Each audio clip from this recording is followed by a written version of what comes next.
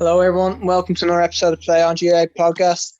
And today, we're going to talk about the All-Ireland Camogie Final between Galway and Cork, where ultimately Galway came out the victors 115 to 112 in the end. First of all, I suppose this was kind of payback, for Galway as a bit after losing the All-Ireland Final last year. They finally got over the line. So, what do you think of this, James? Yeah, I thought it was a fascinating game. Galway showed a lot of heart in the game to come back. There was one, key moment. Cork at stages looked like they were going to win that game, particularly the goal that came from Catríona Macken that put Cork, 3 points in front. That was a massive play because Cork had actually drawn level just at that stage. But Galway hung in there. The massive score for them was the goal. The goal right towards the end from Siobhán McGrath, well set by Eilish O'Reilly's. Their powerful running was a feature of their game. Orla McGrath, Siobhán McGrath, and Eilish O'Reilly in that full forward line especially. The goal was absolutely crucial for Galway. That, in my mind, kind of got them over the line. And fantastic day for Galway. Yep, absolutely. And I think it was kind of laid out early on, I suppose, in this game. You look kind of Galway really efficient kind of early on with our first 5 shots, all resulting in 5 scores. And as well, you look as well from the frees, Carrie Dolan on the frees, where she looked very, very strong on them as well. So, look, I think that kind of opening half and that by about the opening kind of quarter, Galway about 7-5 up in that.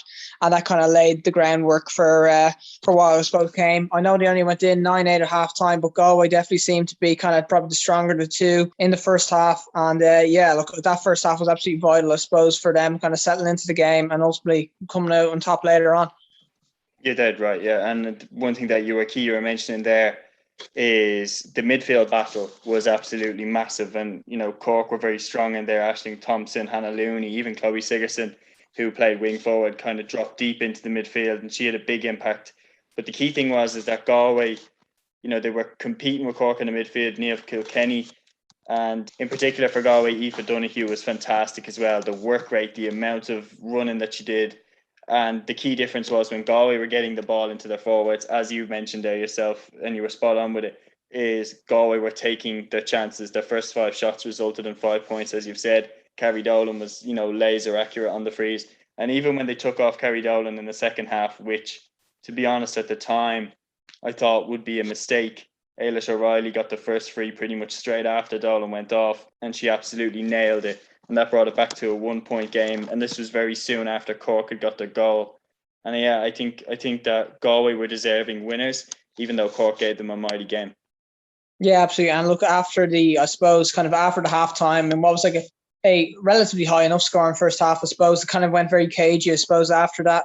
And like you look, kind of the scores seem to really dry up, I suppose, as well, up until the Catríona Macken goal, which really kind of sealed the game. I think Cork they really managed to kind of hang close to Galway, I suppose, in that period. So what do you think was kind of the factor for Cork coming out strong, I suppose, after half time?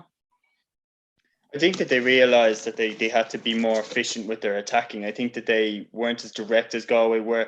So what Galway were doing in the first half really, really well was their full forward line were all pinching in together right in the centre of the pitch, and then they were getting the ball to the likes of Niamh Kilkenny, who was spraying diagonal ball into the corner forwards. So they were squeezing in really tight in the full forward position, and then Siobhán McGrath, Eilish O'Reilly would break to one wing, and the ball would be pinged in front of them by an Niamh Kilkenny or by an Aoife Donoghue.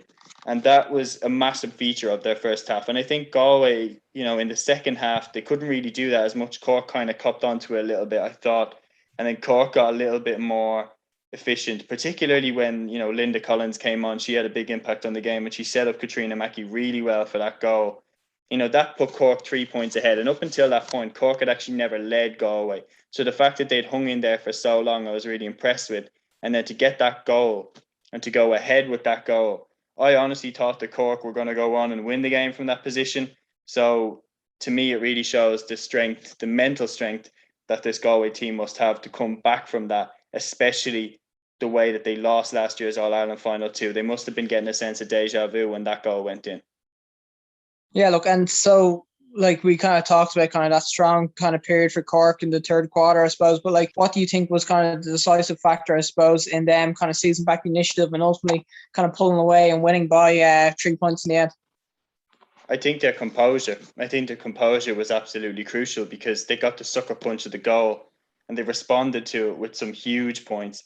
You know, as I mentioned, Dalish O'Reilly hitting that absolutely clutch free, and Kerry Dolan slotted one right before. So there's 2 points on the board, right back into the game.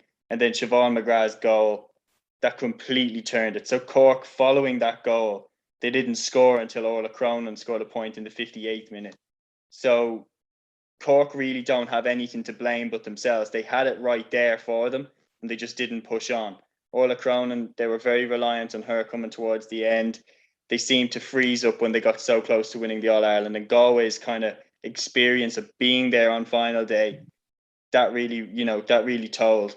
And Orla McGrath at the end hit 2 absolutely clutch points, which were just outstanding. And I think that kind of saw Galway home. And in my mind, they're deserving winners. Yeah, absolutely. And I suppose then at the end as well, kind of were you impressed kind of about how Galway closed out the game? Like ultimately they kind of really kicked on, I suppose, in the last few minutes with the insurance scores at the end. Definitely. And the key thing is that they hit the points when they needed to, as I've mentioned, because Cork then in their final attack, say if Orla McGrath doesn't get that first point that she got, then there's a chance that Cork hit an equaliser. But because Orla McGrath hit that point that put Galway 2 up, now Cork have to go for the goal. And I think then, you know, obviously when she hits the last one, that was the last puck of the game, so it could have gone wide, it wouldn't have mattered. But the fact that it went over just was kind of icing on the cake. But that point from Orla McGrath, that changed everything, because Cork did have an attack after that. And Galway defended fantastically there. You know, there were bodies on the line. They were not letting Cork through. They weren't going to be denied for the second year in a row. And if McGrath hadn't slotted that point, I think Cork would have got a shot off at the posts for a point. And it might have gone to extra time, and we might be talking about a different All-Ireland champions. Yeah, absolutely. But ultimately, I suppose in the end, Galway deserving winners then, winning by 3 points in the end. And look, as we've already said, I suppose a much big relief for them to kind of finally come through on All-Ireland final day after disappointments in previous years. So, yeah, thanks for that, Seamus. Anyway, so that's another episode of the Play on GAA podcast. And yeah, stay tuned for more.